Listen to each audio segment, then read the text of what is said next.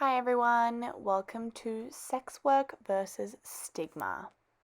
The reading that I'm using today is Resistance to Sex Work Stigma by Ronald Weitzer, written in 2017. Two concepts that we'll be focusing on today. So we're going to touch on labeling theory and then jump into the mass media's effect on the stigma around the sex work industry. Okay, so before I go into my examples, I just wanted to bring up labeling theory, as it has definitely had an impact on the sex industry. So what is it? It is how people identify themselves and behave in a certain way that reflects on other people labeling them. So if we refer this theory with sex work, it breaches the cultural norms, making it a deviant act and constructed as a problem in our society. The media has definitely used all its opportunity to portray this, showing how the media can have a very negative impact on shaping stigma, especially in this industry. It also focuses on the way in which individuals manage stigma, so for example, concealing their work from others, only telling certain people about their life, kind of like living a secret life, and also isolating themselves from the wider world and confining themselves within a group of stigmatized others. Alright, so my first example is the play called Ugly Mugs by Petter Brady. It shows the huge impact that media can cause on the representation of sex work. This play was deemed an exploitation of sex workers by reviewers. It presents stories of violence against them as entertainment to be consumed by the public, and was claimed to be an unacceptable breach of sex workers' privacy. This was said by reviewers and sex workers themselves who also viewed the play.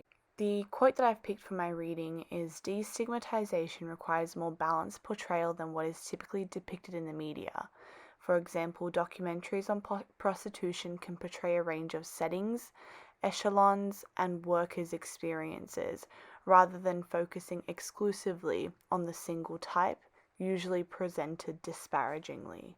This does segue into my second example, and this is somewhat how the media can have a positive impact on reducing the stigma around sex workers.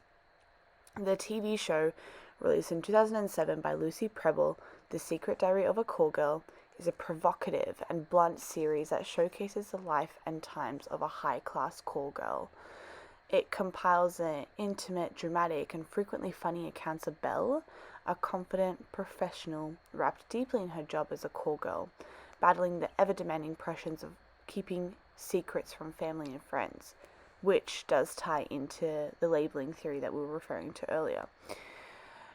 It also shows her working professionally despite personal dramas in her life.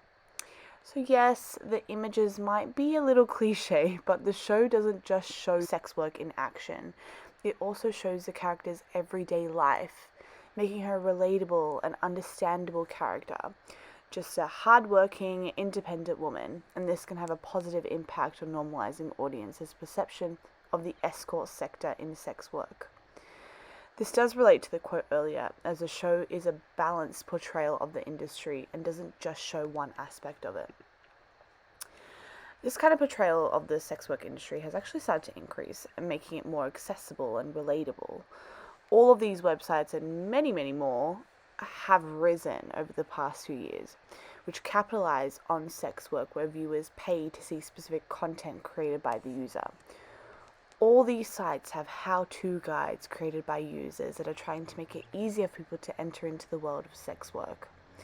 Influencers putting up links to their accounts on their social media page that have like thousands and thousands of followers, making it normal and somewhat expected nearly for someone to have an OnlyFans account.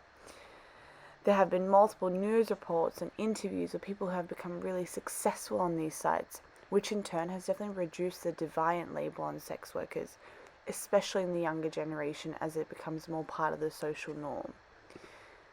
So I want to end with this question that I think is quite interesting, and it will bring up mixed answers. But in the generation that we live in today, do you think that the stigma around the sex work industry has changed to represent a more empowering field of work?